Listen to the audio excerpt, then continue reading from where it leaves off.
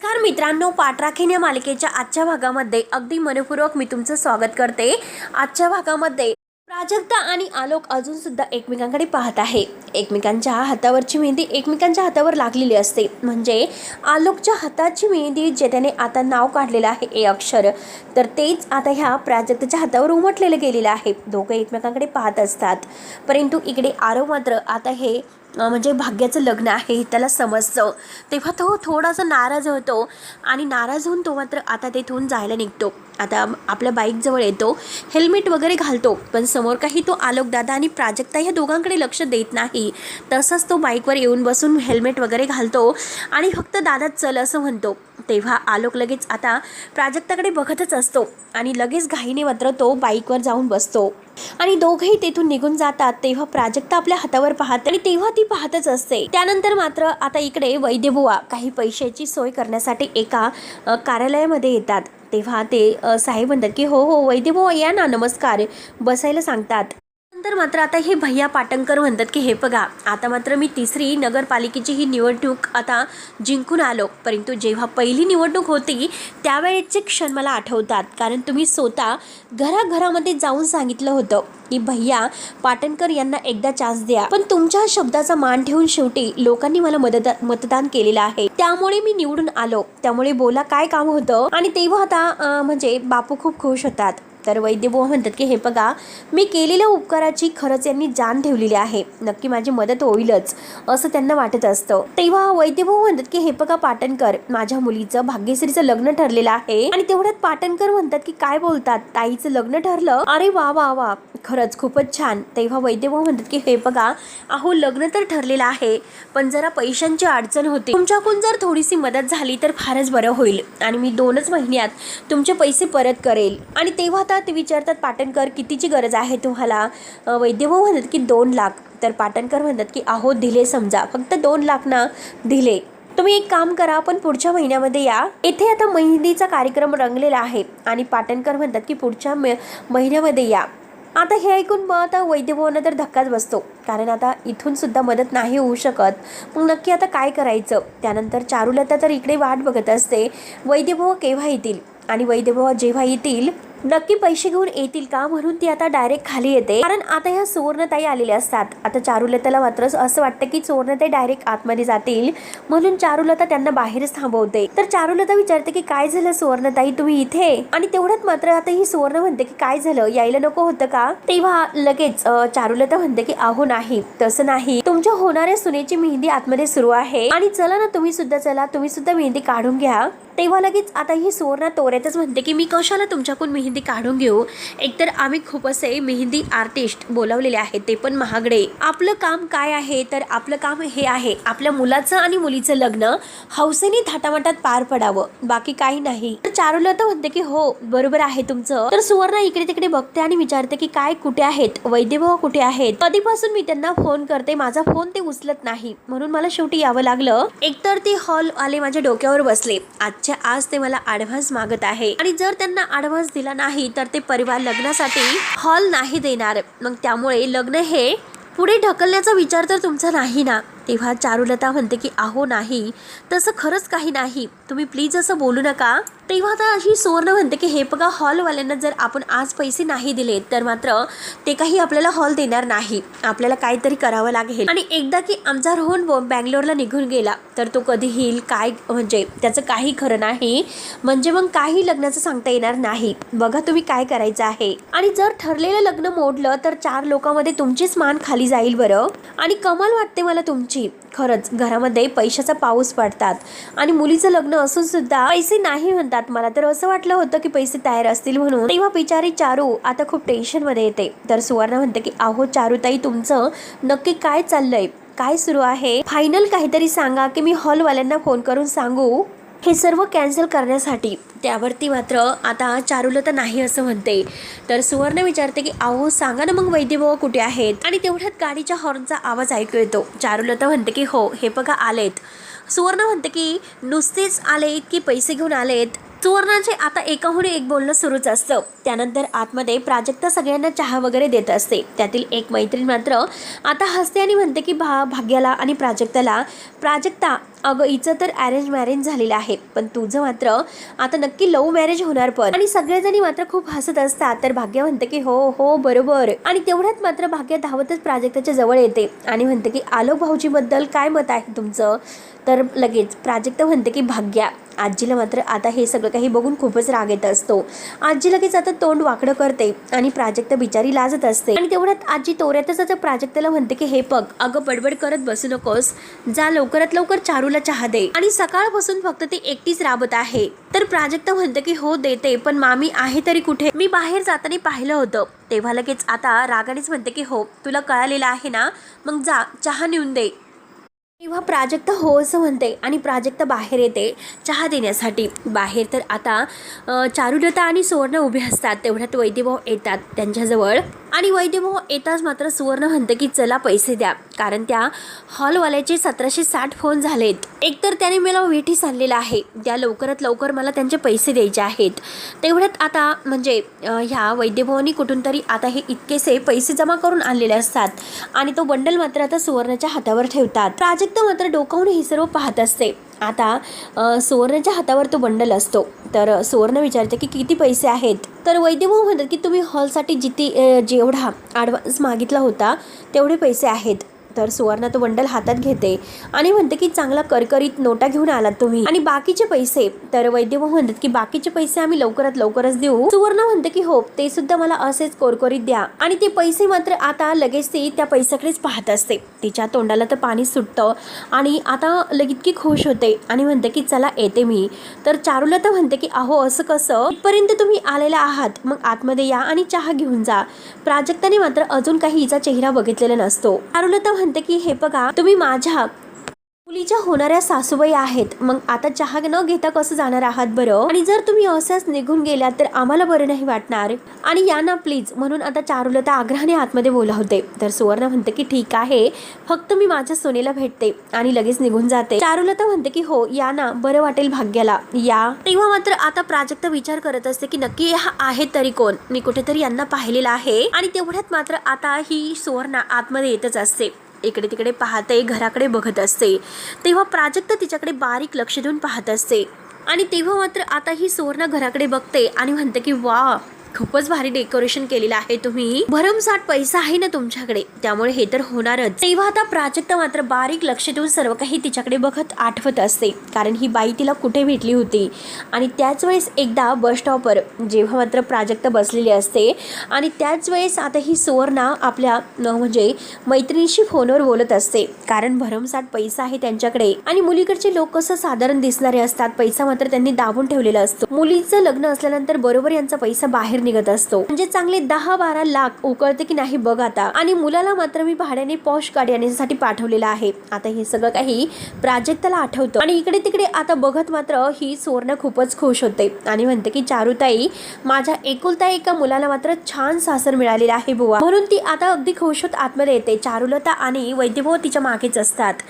तर ही प्राजक्ताकडे काही लक्ष न देता डायरेक्ट आतमध्ये निघून जाते. प्राजक्ता तिच्याकडे पाहतच असते आणि प्राजक्ताच्या सर्व काही लक्षात येतं. आणि प्राजक्ता आता आपल्या मनात म्हणते की ह्या तर त्याच आहे की ज्या मला बस स्टॉपवर भेटल्या होत्या.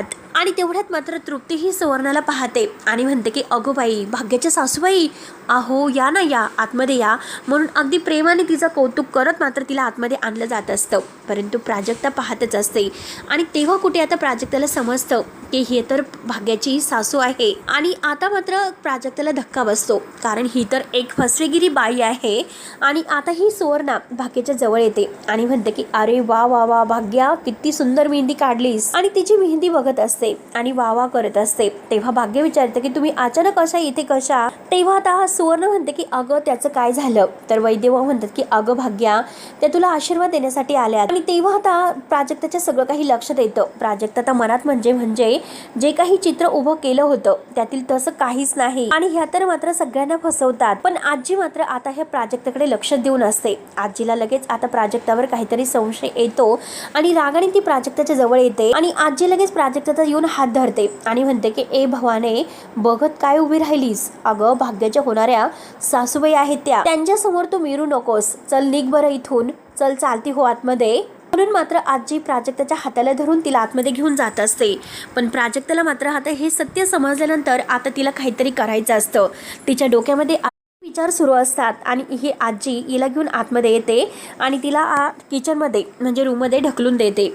आणि प्राजक्ताचं सगळं काही लक्ष भाग्यावर असतं. तर सुवर्णा मात्र भाग्याला विचारत असते की भाग्या, अगं माझ्या रोहनचं नाव लिहिलं ना, बघू बरं. तेव्हा आता ती हातावर नाव पाहते, खूप खुश होऊन हसते आणि म्हणते की हे बघ, हातावर काय तर मनावर सुद्धा माझ्या रोहनचं नाव कोरून ठेव आणि माझा रोहन मात्र खूप सुखात ठेवेल तुला आयुष्यभर. आणि खूप हसत असते. चारुले तर खूप खुश असते आणि भाग्यही खूप खुश असते. परंतु वैदेव मात्र आता टेन्शनमध्ये खाली पाहत असतात. त्यांच्या डोळ्यामध्ये पाणी येतं आणि तसेच मात्र आता वैदेव आतमध्ये निघून येतात आणि खुर्चीवर टेकून बसणार तेवढ्यात चारुलता त्यांना आवाज देते की आहो.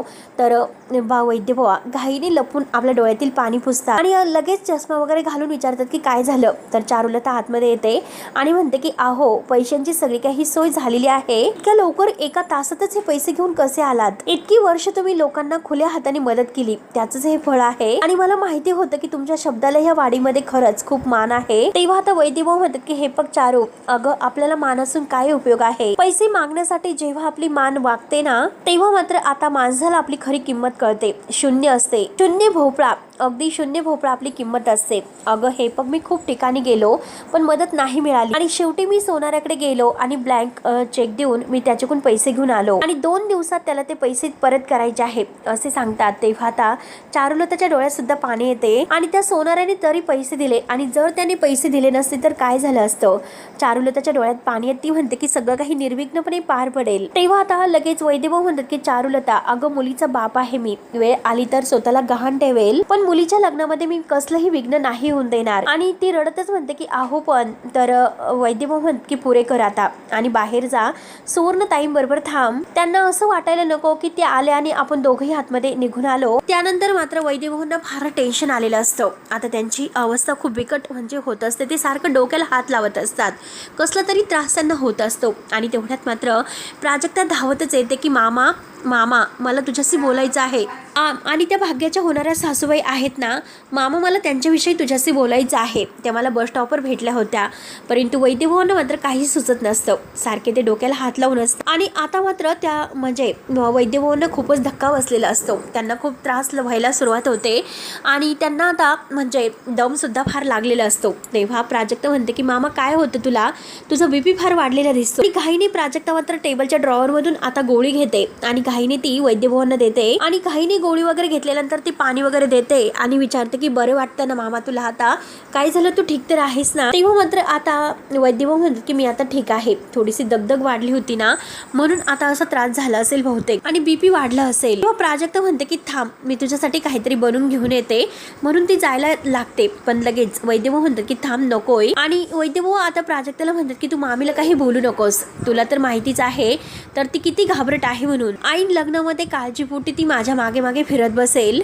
प्राजक्ता म्हणते की मामा, परंतु वैद्यभाऊ म्हणतो की हे बघ प्राजू, आता भाग्याच्या लग्नाशिवाय बाकी दुसरं काहीच महत्वाचं नाही. अगं हे लग्न एकदा निर्विघ्नपणे पार पडलं त्यानंतर मात्र मी सगळ्या काही तपासण्या करेलच, पण आताच मात्र तू मामीला काही बोलू नकोस. तेव्हा आता प्राजक्ता मामाकडे पाहतच असते.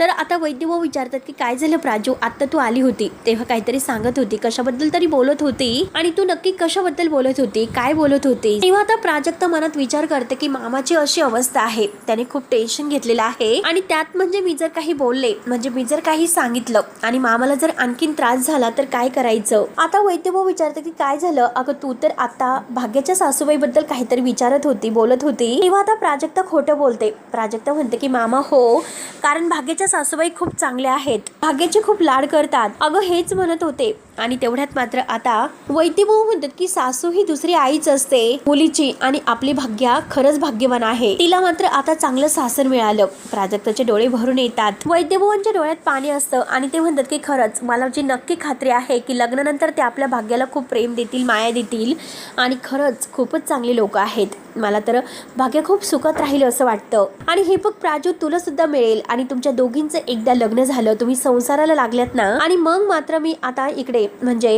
वानप्रस्थाला जायला मोकळा असेल. भाग्याचे डोळे भरून येतात. भाग्याला सारखं आता त्या सुवर्णाचं बोलणं आठवतं. बस स्टॉपवर जेव्हा ती बसली होती तेव्हा, आणि ती बाई आपल्याला किती फसवत आहे हे आता प्राजक्ताच्या सगळं काही लक्षात येतं. आणि आता श्रीमंत पार्टी मिळालेली आहे, चांगले 10-12 लाख उकळते की नाही बघ, हेच आता प्राजक्ताला सारखं सारखं आठवत असतं. आणि आपल्या भाग्या खरंच फसली. आता तिला जे लोक बघायला आलेले आहेत ते आपल्याला फसवतात, हे कसं मामाला सांगायचं तेच मात्र प्राजक्ताला काही कळत नसतं. ती टेन्शनमध्ये येते आणि ती दरवाजात येते तर सुवर्ण आता जायला निघते. चारुलता तिला म्हणते की सांभाळून जा, आणि आमची मुलगी आता तुमची सून होणार आहे, तिला सांभाळून घ्या. आता सुवर्ण पैसे मिळाले म्हणून खूप खुश असते आणि नक्की करत असते. प्राजक्ता आता तिच्याकडे पाहत असते. सुवर्ण निघून जाते. त्यानंतर आता एक एक करून सगळे काही आता हे पाहुणे जायला निघलेले असतात.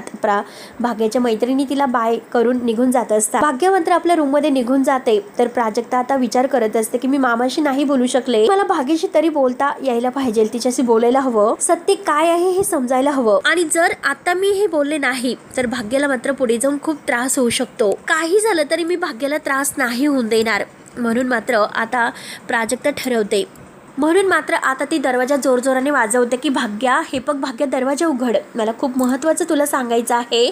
भाग्या, दरवाजा उघड. अगं तुझ्या होणाऱ्या सासूबाई आता खूप फसव्या आहेत, त्यांना आपल्याकडून पैसे लुबाडायचे आहेत म्हणून ते ही सर्व नाटक करतात, म्हणून त्या लग्न करणार आहेत. आणि तेवढ्यात मात्र आता ही आजी समोर असते. आता जेव्हा आजी तिच्याकडे रागाने पाहत असते तर प्राजक्ताला आणखीनच भीती वाटते. आणि आजी मात्र प्राजक्ताला आता ओढत ओढत मात्र इकडे चारुलताकडे किचनमध्ये घेऊन येते आणि म्हणते की ह्या अवदेसेला काही लाज शरम आहे की नाही. चारुलता म्हणते की आई काय झालं. आई म्हणते अगं बघ ना, हिला भाग्याचं सुखच बघवत नाही. चारुलता म्हणते की झालंय तरी काय. आणि तिचं काम चालू करता करता मात्र ती विचारत असते. आजी म्हणते की अगं असं काय करते, तुला वेळ आहे की नाही ते सांग. आजी म्हणते की अगं तुला माहिती आहे की ही प्राजक्ता तिच्या म्हणजे भाग्याकडे तिच्या होणाऱ्या सासूबाईबद्दल कान भरवायला गेली होती आणि काय तर म्हणत होते की रोहन रावणची आई फसवी आहे, तू जर त्या घरात लग्न करून गेली तर तुझं आयुष्य उद्ध्वस्त होईल, असं काहीतरी बरंच सांगायला गेली होती. आणि हे बघ चारू, मी तुला अगोदर सांगितलं होतं की जोपर्यंत भाग्याचं लग्न होत नाही तोपर्यंत तू हिला घरामध्ये ठेवू नकोस म्हणून. आणि नशीब हिचं बोलणं भाग्याने नाही ऐकलं म्हणून. आणि भाग्याने नाही ऐकलं, आणि जर समजा मात्र भाग्याने जर हिचं बोलणं ऐकलं असतं, याच्यावर विश्वास ठेवला असता, तर भाग्याने जर काही चुकीचा निर्णय घेतला असता तर आपण काय केलं असतं बरं. आणि चारू, तुला तर माहिती आहे की भाग्याचा स्वभाव कसा आहे. लग्नाला 4ही दिवस जरी राहिले तरी सुद्धा ही लग्न मोडायला मागे पुढे नाही पाहणार. आणि तुला चालणार आहे का भाग्याचं लग्न जर पुन्हा मोडलं तर. तेव्हा चारुलता म्हणते की आई अगं जरा शुभ बोल. तर आजी म्हणते की अगं मी लाख शुभ बोले, पण जावई बापूंनी हा अपशकुनी पुतळा आपल्या घरात आणून ठेवलं, त्याचं काय करायचं. चारुलता रागाने लगेच प्राजक्ताला म्हणते की नक्की काय सुरू आहे तुझं.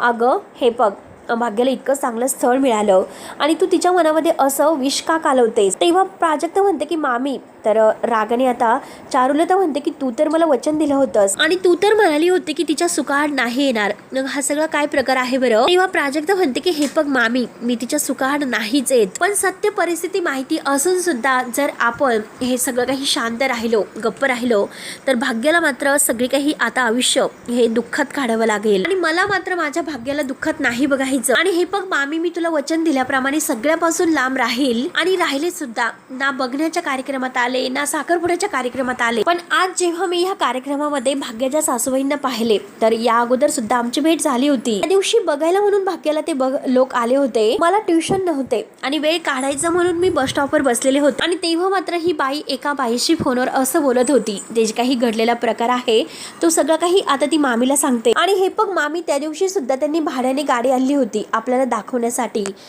भाग्य त्यांची सून होणार आहे याचं त्यांना काहीच फरक नाही. त्यांनी हे लग्न का ठरवलं की फक्त आपला पैसा दिसतो ना म्हणून. आणि हे बघ मामी, हे सगळं काही वेळेतच थांबलं पाहिजे. अजून सुद्धा भाग्याच्या डोक्यावर अक्षता नाही पडलेल्या आणि जर हे सगळं आत्ताच नाही थांबवलं तर मात्र भाग्याला तिचं सगळं काही आयुष्य दुःखात काढावं लागेल. ऍक्च्युली हे सगळं काही मी मामाला सांगायला गेले होते, पण त्याचा अचानक बीपी वाढला म्हणून मी गप्प राहिले.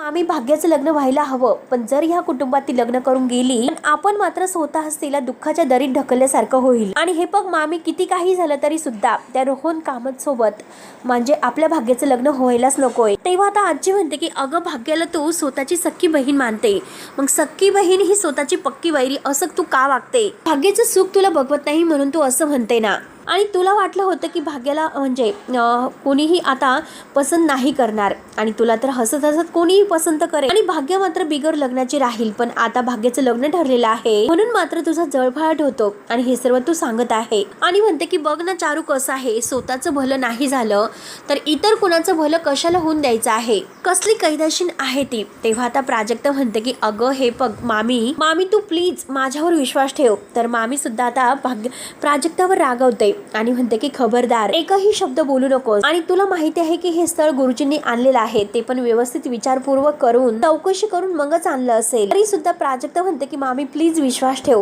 परंतु चारुलता म्हणते की हे बघ प्राजक्ता प्लीज, खूप काही बोललीस तू, पण आता एकही शब्द बोलू नकोस. आणि दोघी आता बाहेर निघून जातात. तेव्हा प्राजक्ताला आणखीन टेन्शन येते आणि मला व्यवस्थित आठवतं की त्या बस स्टॉपवर ज्या भेटल्या होत्या त्या बाई भाग्याच्या सासूबाईच आहेत. म्हणून प्राजक्ता परत विचार करते. त्यांचा हेतू वेगळा होता, भाग्याला काही झालं तरी हे सत्य कळायलाच हवं, पण मी काय करू आणि कसं करू त्याचा ती विचार करते. आणि शेवटी हा भाग येथे संपतो पुढील भागामध्ये. त्यानंतर मात्र आता इकडे भाग्या प्राजूला म्हणत असते की खरंच थँक्यू प्राजू, तू होती म्हणून आम्ही भेटलो आणि तुझ्यामुळे माझं लग्न होतंय. तेव्हा आता भाग्य इतकी आनंदात असते आणि तिला थँक्यू म्हणत असते. तर प्राजक्ताला टेन्शन येतं, भाग्य इतकी आनंदात आहे मग मी तिला रोहनच्या आईबद्दल कसं सांगू. त्यानंतर मात्र आता इकडे आरव आलोकला विचारतो की तुझा लग्नाचा विचार काय आहे, तू लग्न कधी करणार आहेस बरं. तेव्हा आता आलोक म्हणतो की ज्या दिशेला जायचं नाही तिकडे जाणारी गाडी मी का पकडू, आणि तो जायला निघतो. आणि तेव्हा त्याला समोर काहीतरी गिफ्ट वगैरे दिसतात आणि ते गिफ्ट वगैरे बघून आलोक भयंकर चिडलेला असतो आणि रागानेच पुढे येतो. आणि रागाने मात्र ते सगळे काही गिफ्ट वगैरे तो लाथेने तुडवत असतो आणि सुलोचना समोर बसलेली असते आणि तिला म्हणतो हे सगळं काही तुझ्यामुळे होत आहे, तुझ्यामुळे. तेव्हा आता आरव त्याच्या मागे येत असतो. आरव म्हणतो की नक्की काय झालं याला, आणि आता सगळेजण मात्र घाबरलेले असतात. सुलोचना खूपच घाबरते. तर मित्रांनो आता पुढे नक्की काय होईल हे बघायला विसरू नका. तोपर्यंत धन्यवाद.